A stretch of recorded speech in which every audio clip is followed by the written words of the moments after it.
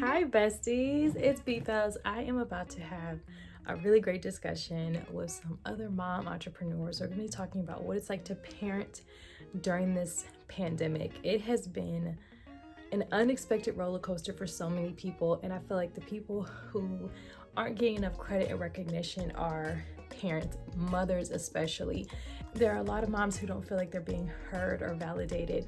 So today's conversation is going to be all about talking to other Black women who are dealing with this pandemic, what our different experiences have been like, and what some commonalities that we've experienced. So stay tuned.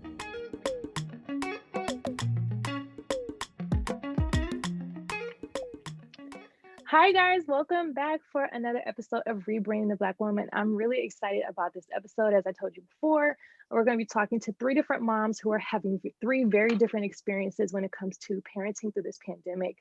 I asked these ladies specifically because I know they all have something or an aspect or an opinion that is different that each of you can relate to. And I didn't just want to make this all about myself.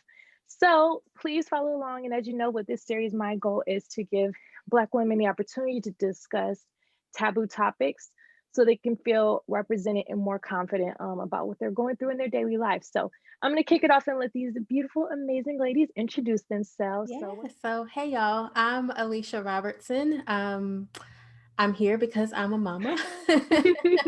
I have I don't know how many months she is. Do people still do months? Okay, she's almost 2. She'll be 2 in May. I don't know how many months that is. She'll be 2 in May. I'm a wife and I'm also a business coach. So what I do is I help coaches and other service-based entrepreneurs to create and launch their signature service offer and also like serve their clients with less stress and more intention because I desperately needed to build a business around this crazy lifestyle that I have now, especially in a pandemic. So my goal is to just help other women to like build profitable businesses without hitting burnout. Hi everyone, I'm Taylor Adams. I am a mom, which is why I'm here. And I have twins. I got the double whammy here. They are 18 months old now. When we went into the pandemic, they were only 7 months old. So that shows you how long we've been stuck in this. Yeah. But yes, I'm an entrepreneur too. I own Adams Consulting and Services. It's a consultancy that is geared towards helping small businesses and startups find talent, and that's what I do. Hi guys, I'm Tondi. I have 3 boys. They are 9, 8, and 6, soon to be 7. I'm an artist. I'm a makeup artist. I'm a visual artist. I'm a writer. I'm just an overall creative all over the place. Yes. Okay. So let's dive into this. All right. So the first question I did have was for the first time mom in the room. As a first time mom, do you feel like you've been deprived of milestone experiences with your children? I think for me, I think the only thing that has come out of this pandemic is the fact that I did get to witness a lot of those milestones with River.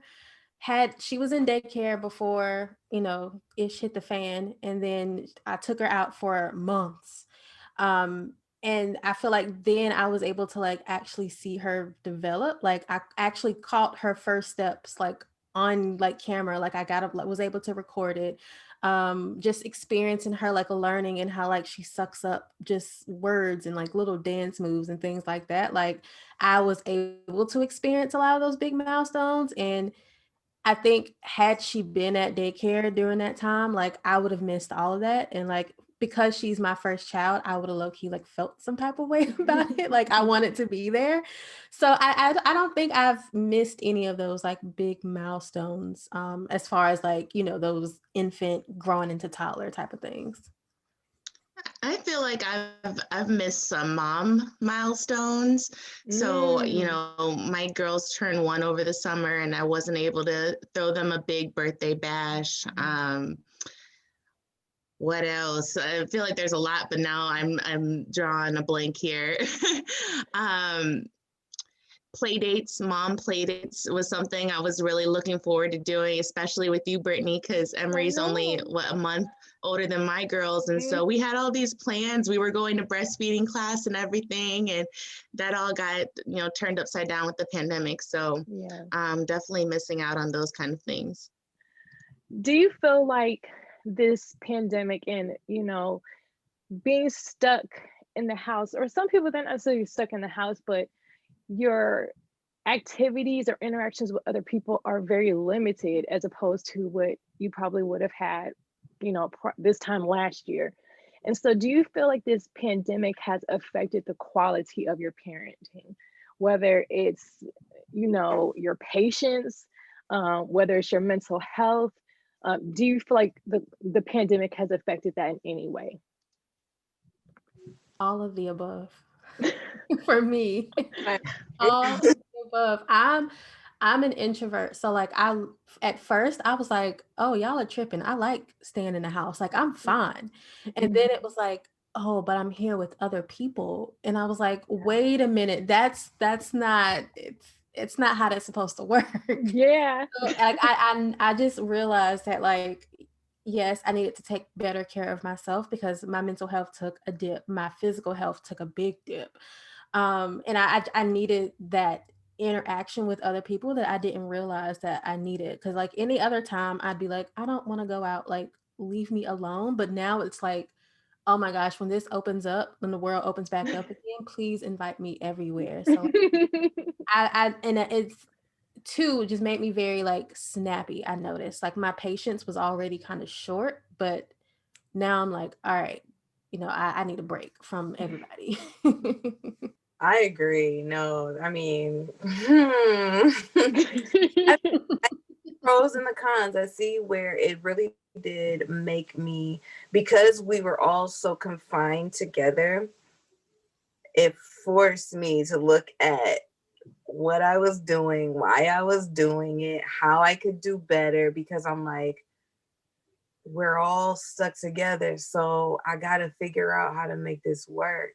And so while it highlighted the areas that I was weaker in as a mother, it forced me to look at those areas so I could try to figure out how I could be better and how we could be better as like a unit. Like it made me have to look at like, oh, like you really don't like being around your kids for like, you really because it would have been awesome to be able to be quarantined by myself, because I'm what you call an ambivert, so I'm equally extroverted as I am introverted. So I really think I would have been able to use this time if I was actually by myself, quarantined by myself, to like, I would have been living my best life. But instead I had to do like shadow work and inner child work and like try to show up for my kids, like, you know what I mean? So. And I agree too. Brittany and I have had many conversations about just the toll that being quarantined and basically held captive with your family does, the toll it takes on a person. I have not done as much shadow work as I probably should be doing. I'm gonna take that away from this conversation and work on myself a little bit. But yeah, it's like being a new mom, being a first-time mom, all these experiences are just so fresh to me. And so, I don't have any, I guess, parenting hacks to fall back on. And so I question a lot of the things that I do, a lot of the emotions that I'm feeling. I'm like, am I feeling this emotion because I'm a new parent, or am I feeling this because I'm being held captive? I really struggle with that because I feel like I'm not showing up as my best self every day with my children. I never know which me I'm going to get, especially when the day goes awry. I think it's going to be going a different way, and then there's a wrench thrown in the plans, which happens a lot. I feel like being stuck in the house or confined to only being able to do certain activities, it amplifies things that you're normally allowed to ignore about yourself because there's so many distractions, right? You can go do an activity, you can go out to dinner, you can go to a friend's house, you can spend time with another relative, you can just run away in general and go out of town. But now doing so many of those things, we have to be a lot more careful and cautious of. And sometimes it don't even feel worth it to do those things because you don't know how it's going to affect your families. And so I feel like I'm constantly having to grieve my own personality because I feel like I'm the sacrificial lamb of my household, right? I'm the person who has to take care of everybody.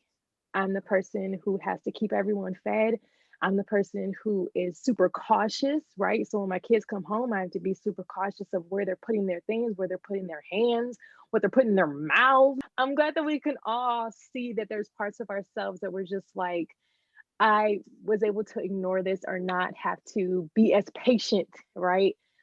Before, and now I'm having to find ways to be a more patient, understanding person for the other people in my household. And that's not easy. Say one thing, like I feel like the feeling, like when all my kids were super small, like when I had like the newborn and the baby and the toddler, I felt isolated, you know what I mean? And before the pandemic, I felt like the sacrificial lamb of my family. I feel like if anything, the pandemic has amplified all those feelings that mothers already feel. Yeah. You know, Mhm. like you're already naturally gonna be somewhat isolated because when you become a mother, you lose certain friendships and you can't take your newborn out with you everywhere. And you know what I mean? Like it's naturally isolating and you naturally sacrifice so much. You know Yeah. what I mean? And the way our society is not set up to support mothers, especially new moms. Like I feel like Yeah. all feelings just come along with motherhood in general. You Mhm. know, loss of self.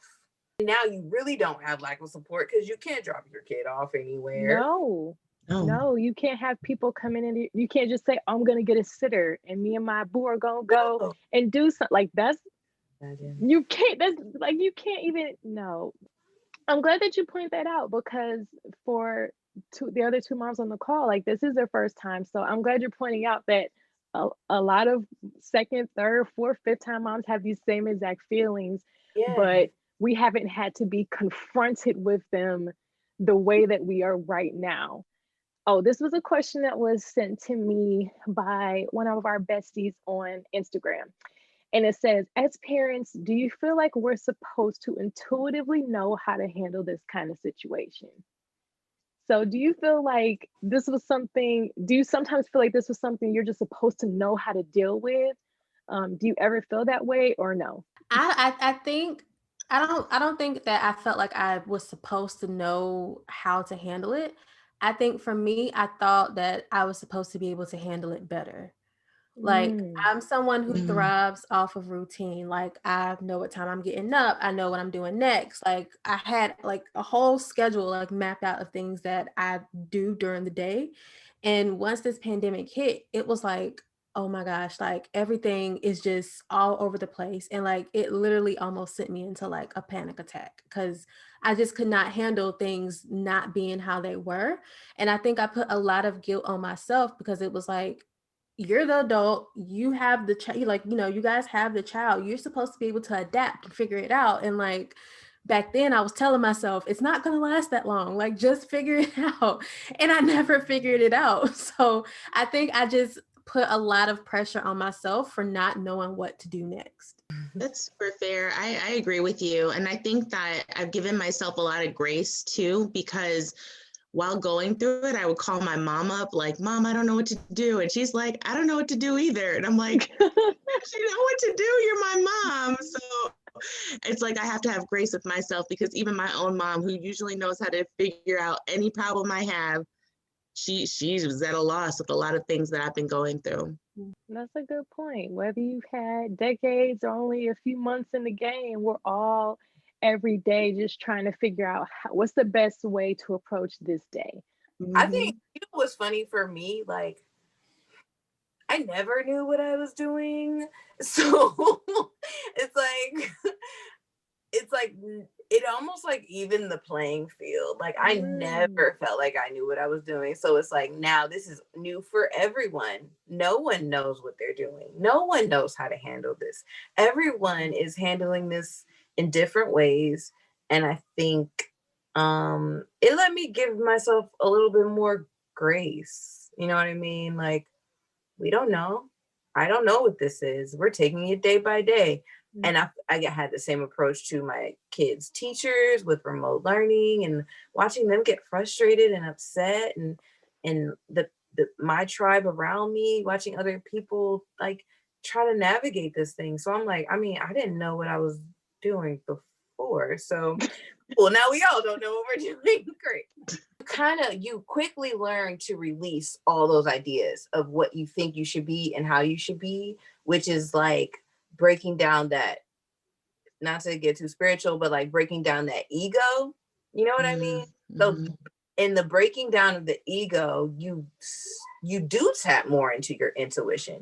You do become more intuitive. So in that way, I feel like even though I never felt like I was supposed to have all the answers, I feel like somehow in that whole process, I did become more intuitive and more in touch with my intuition, because all the things that who I thought I was, who I wanted to be, dissolved. I feel like that's something a lot of moms need to hear. Like you said, some of us have this concept of, what you say you're going to do if you ever have kids, or how you're going to be. Like, for instance, I said, oh, my dead body, will I ever be a stay-at-home mom? Not that there's anything wrong with it. I just knew for my personality, it just was not a good fit. And you know what I've discovered over the last year? I was right. I hate this. And so my opinion hasn't changed. I'm not learning to love it. I hate it. But the best thing I can do is figure out, okay, well, how do I just learn how to navigate the day, how to make the best decisions in this moment? How can I just show up and be the best? I don't even want to say the best, because sometimes I can't give my best. Some days it's literally, how can I just show up and be present? Something I'm learning is to stop. I don't know the word I'm looking for. To stop trying to put on a facade for my kids. So some days I'm frustrated, and when they ask, they're like, "Mommy, what's wrong?" I'm like, "I'm tired. I haven't eaten yet because I'm doing all these things for you guys, and I need you guys to understand that Mommy doesn't have a lot of patience right now. Give me a moment." Because I felt like before, I felt like I had to shelter them from that kind of reality that your mom's allowed to be stressed, she's allowed to be sad, she's allowed to be frustrated just as much as she's allowed to be happy and joyous and fun. And so I just feel like I'm teaching my children how to be more intuitive as well, so that they don't go into, if they choose to become parents one day, they don't feel like they have to be this perfect robot who puts on a facade and creates this perfect bubble. Because if anything, 2020 taught us that a perfect year is impossible. You got to learn how to go with the flow, and that, how Tanya said, you never know what's really going to happen. And no one really knows what they're doing right now. We're just doing our own version of what's best. How has your mental health been impacted by social distancing? So when all of this started, I think River was about 8 or 9 months old, maybe somewhere in there. And I struggled with postpartum depression, like really, really bad. And like I was struggling with that. And then thankfully we got her into a daycare, and it was starting to like ease up a little bit. And I was starting to like slowly feel like myself again. And then I couldn't leave the house, and we had to stay home, and she couldn't go to daycare. And then all of these things I felt like came crashing down on me. And I felt like postpartum depression came back like 10 times harder. Like it was like, not only have you not gotten over like this experience of, birthing the child and like having this new human you have to be taken care of, but now your whole entire life has been flipped upside down. So it was like my mental health took a very hard turn, like to the point where I didn't want to get out of bed most mornings. Like the only thing that was getting me out of bed was the fact that my husband had to work, and I was literally the only person who could feed my child. Like that was the only thing that was getting me out of bed. So it was really, really, really rough. And I felt like nobody understood, because like all of my friends have, older kids. Like I'm the person with the toddler who waited to have waited to have a kid. Like all of my friends are like, girl, my kid, I don't even know where he is right now. But I had like this new baby, and I just felt like nobody understood. And I I started feeling the same way I felt once I had my daughter, where everybody's like, how's the baby doing? You know, can I look at the baby? Can I come see the baby? But it's like, hello, I'm the one who like pushed this child out of me. I'm the one that's traumatized. Check on me. And I just felt like I was internally like crying for help and nobody could see it. Like, and I didn't know how to communicate that. So it got really, really rough. And thankfully I finally found a therapist that like I love, and like the past few months have been great. Like I've, feeling like myself again, but child, it was rough. No, I totally agree with that too. I quit my job 2 weeks before the pandemic, before daycares closed, thinking that I was going to start my own business. And because daycares closed, I could no longer do that because I had to watch twin infants. They were infants back then. And yeah, I struggled with a little PPD, a little PPA in the beginning, right after I had the twins, and then it just came back tenfold. I had so much anxiety about, my own like health anxiety. So that transferred to like the whole COVID thing. And then, worrying about them, having to take them out of daycare. What am I supposed to do with them all day? Are they hitting their milestones? And then, of course, there's the whole financial thing with me not working, me not bringing in any income. My mental health was not great in the beginning, and I would say that it probably didn't turn a corner until I started regularly seeing my therapist and having a bunch of FaceTime conversations with Brittany and having that outlet. Because of social distancing, I wasn't able to see my family. I still don't see my family very often because it's too cold to have an outdoor meeting. So yeah, social distancing it's hard, it's necessary, but it's that sacrifice that we have to continue to make as caregivers. I think for me, social distancing, my life was so tumultuous in the beginning of 2020 that social distancing, I would have social distanced anyway. It was like my little like protective shield to heal. So it was honestly beneficial to me because it was like my life was so crazy that having to explain to people why I wasn't available would have just made it that much harder for me because my life was just so tumultuous. But in the beginning of it, like before I got out of the situation that I was in, I think it was difficult, just not having any like escape, from what I was doing. But ultimately, social distancing served me, and not only did it serve me, it helped me to then like learn boundaries with people. You know what I mean? Because I don't think that if I wasn't forced to be in seclusion, I would have had a hard time like making those clear boundaries for people that were maybe pulling on me when I wasn't available. That yes, my mental health has definitely, been on the up and down from not being able to be around people because that's how I recharge. But having to create distance with people helped me to also be introspective of relationships or friendships that I have, or even family members that I'm just like, you know what? Now that I'm not around you, I'm realizing being around you wasn't healthy to begin with. So when this is over, you're going to be someone that we don't come around anyway.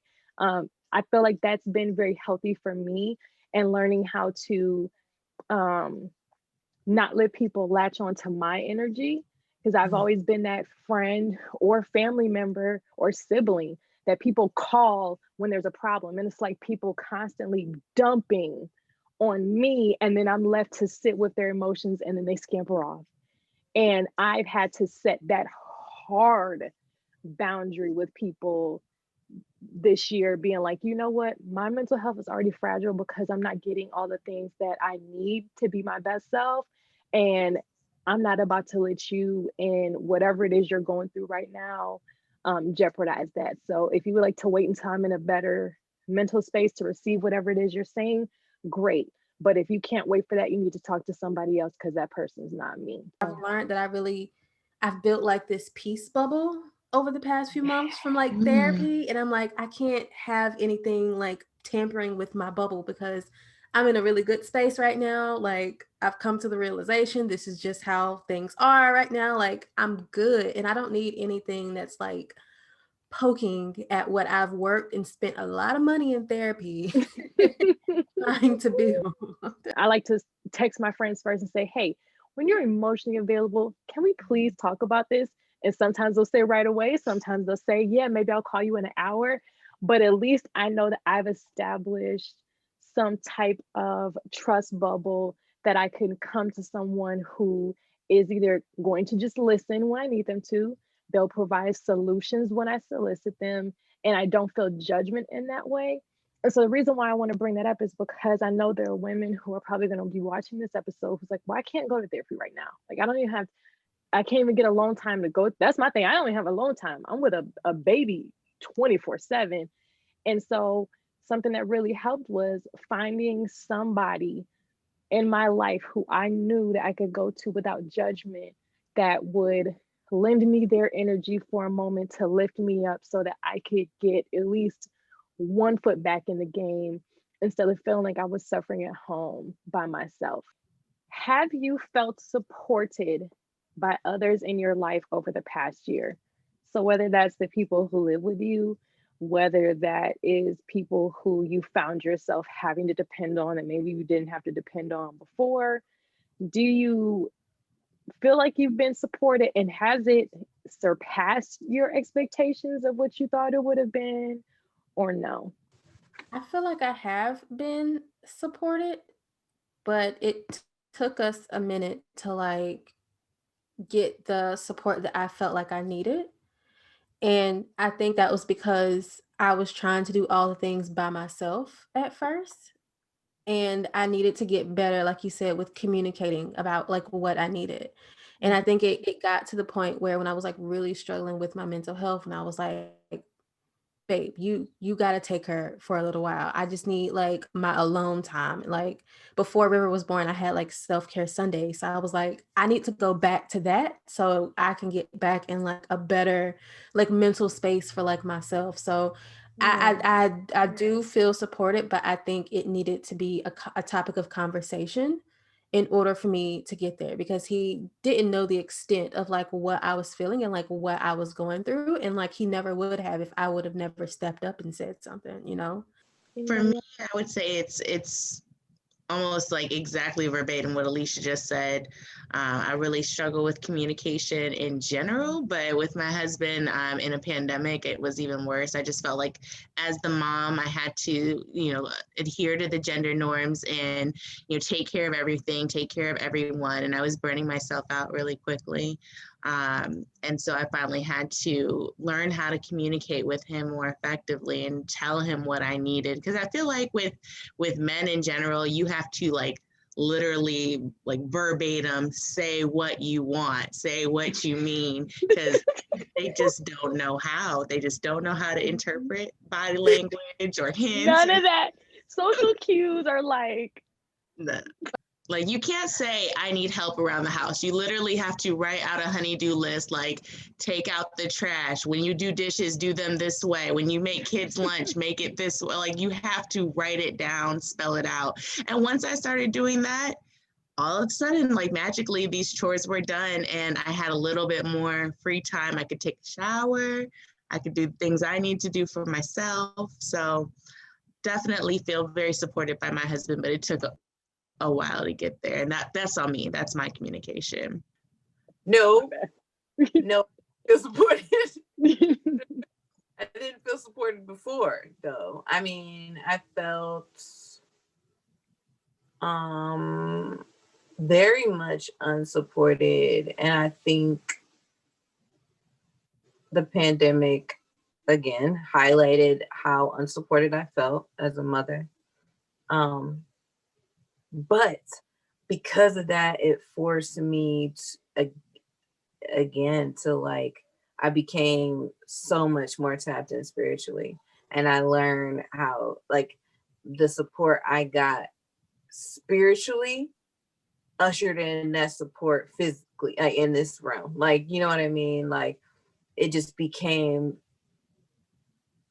where my friendships got stronger, and, you know, people that were unsupportive and just taking up space kind of just fell by the wayside. And so in that way, I became more supported. It's interesting because while it did kind of expose the like weaker friendships where you weren't getting that equal energy exchange, it also highlighted like the people that are real, like really in your corner, that really have your back, that are really like invested in you.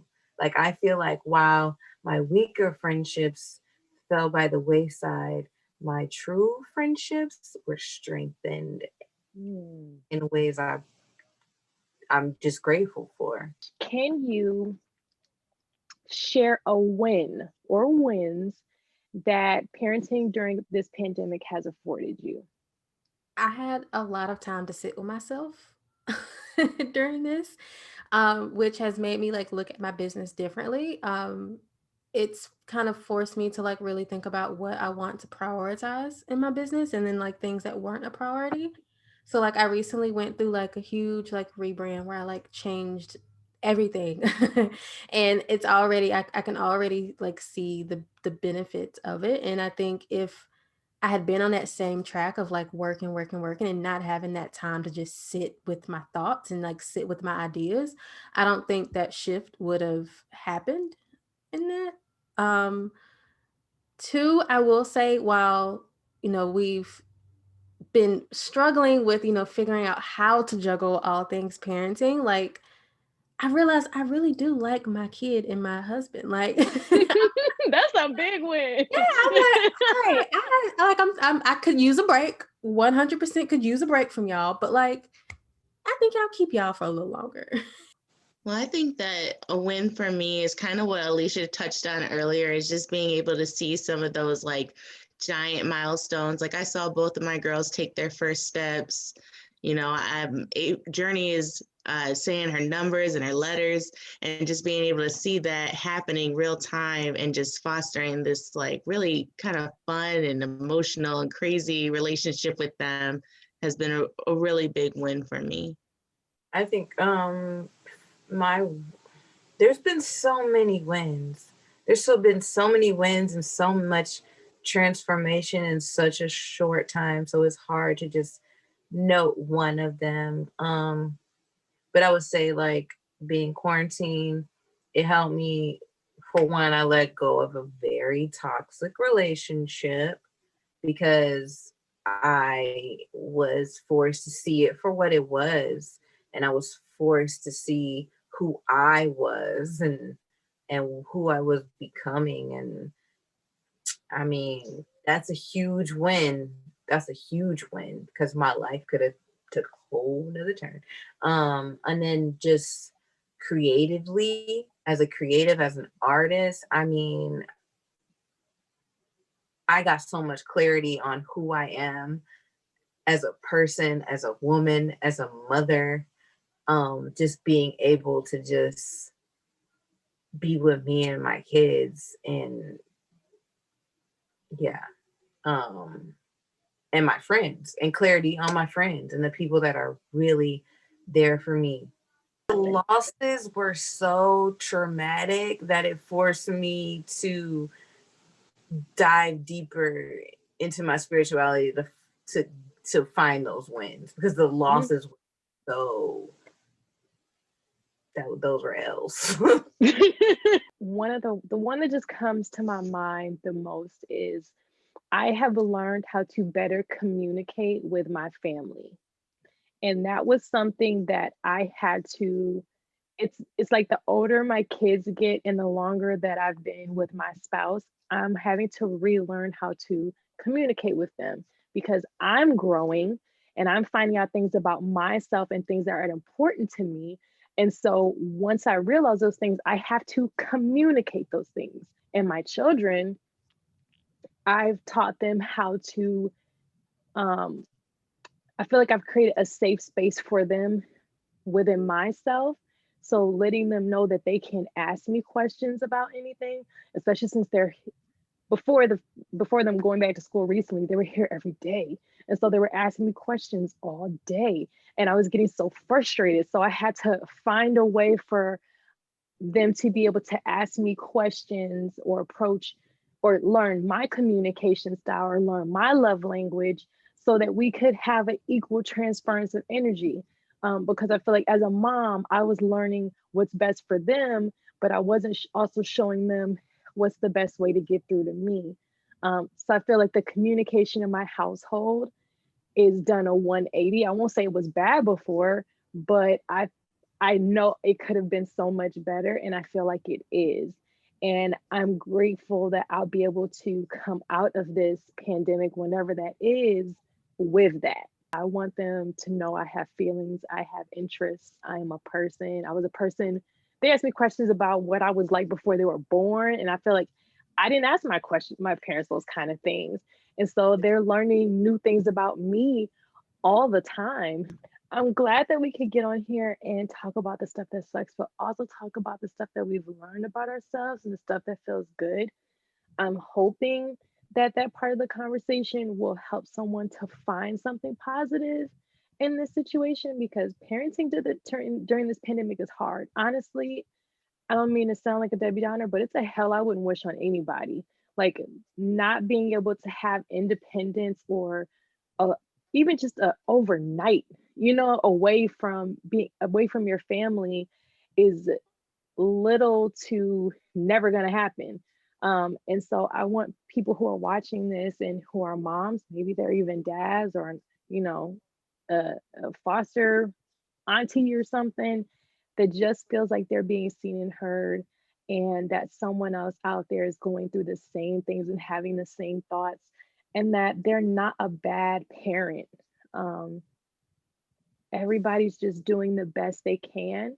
And I'm really grateful that you three would come on here and be honest about what the best it is that you can do, and hopefully give hope or just, help somebody get through the next week, whatever it may be. Um, this was good. I this is a good conversation because I often feel like I'm the Debbie Downer when it comes to parenting. I'm like, you don't want any kids. Don't have any. Me too. If you don't feel like you want them, don't. Like, Don't let anybody pressure you into it. So this was good because it definitely made me feel like I'm not alone in like how I have been feeling this past year. But if you guys want to find me, my website is aliciarobertson.com. I'm at the Alicia Nicole on Twitter and Instagram. So that's where I hang out. yes. And what about your community, your Oh online yeah. community? So I have a community called the Purpose to Service Academy, which is a membership community and also a new accelerator program for coaches and other service-based entrepreneurs. So if you are looking to get any type of guidance with launching your thing, I'm your girl. Yeah, this is really great, Brittany. Thank you so much for having us Oh, yay. today. I'm taking some gems away from this conversation for sure. But yeah, you can find me on Instagram at Recruiting Bay, and my website is adamsconsultingandservices.com. And yeah, thanks so much for having me. Yes, and thank you for having me too. This is like such a valuable conversation to be had because it's so like never underestimate the power of just not feeling alone. Like Yeah. I'm it's going crazy. Like, yeah. Or trying to just navigate it and so I think that's beautiful that you're providing that for people because we all know what it feels like to feel alone. Yes. Very human feeling, but the sense of community is like such a beautiful thing. So I feel like you cultivating that and putting effort in cultivating that is a beautiful thing. And then, it's similar to what I do. So that's why we're aligned. And yeah, you can find me on Instagram, Tandi the artist. And I'm focused on doing the same thing, building community, building people that are focused on their healing process and their journey and providing support for that, whether it be through art or makeup. So like self perception, motherhood, all of that. So yeah, Tiny the Artist on IG, tinytheartist.com. And I'm working on just continuing to build that sense of community with mothers, artists, creatives. And all of it. Tani's been creating opportunities for people to heal through art. So that has been like very, very peaceful for me, is getting in touch with that inner child through art and helping me to find my voice on a lot of topics that I didn't realize. So check her out for sure. Yes. Well, thank you so much, ladies. And thank you guys for watching. If you have any gems, I feel like such a, a trendy word now, gems that you walked away from watching this episode, or if you feel like there were any thoughts that you feel like have officially been validated, let me know and let the ladies know in the comments below, and don't hesitate to follow them and keep up with them as well, because they're always all doing something amazing for especially Black women and in their healing journey. So be sure to check them out and stay tuned for the next episode.